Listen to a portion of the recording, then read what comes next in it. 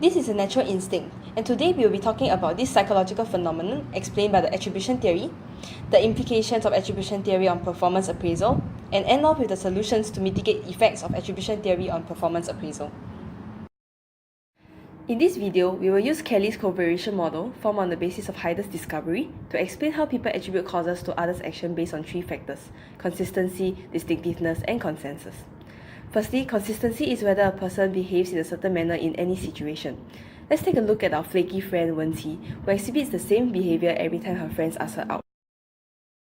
This is an example of high consistency in Wen-Qi's behavior. Whenever her friend asks her out, regardless of what occasion and which friend, she will always make up an excuse to not meet up. Hence, JP is more likely to think that Wen-Qi is just finding excuses for herself, which is an internal reason. Next, distinctiveness is whether a person behaves in a unique manner as compared to his usual nature, and here is an example of Kelly displaying high distinctiveness in her behavior. Kelly is a joyful person and laughs very easily at almost everything. It is in her nature to be a cheerful person, but it will be very distinct and obvious if one day she stops laughing at jokes that her friend tells her. Kelly's friends would sense that something may have happened to her to cause a difference in her usual behavior. This attribution shows a link of her actions to external reasons, such as personal issues.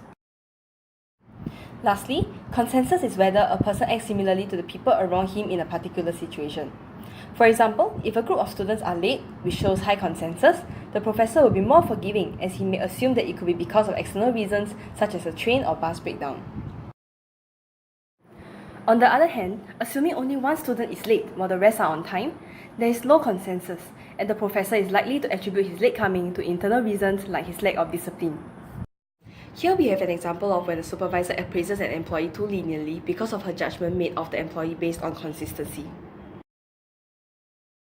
As we can see from this case, Mrs. Tan thought that he had been performing well consistently, and since there is a high level of consistency over time, she chose to believe that Ali's performance was affected by external reasons, and thus she became more lenient in her appraisal towards Ali.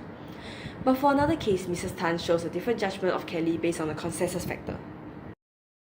In this case, there was low consensus as everyone else were hitting their targets except for Kelly.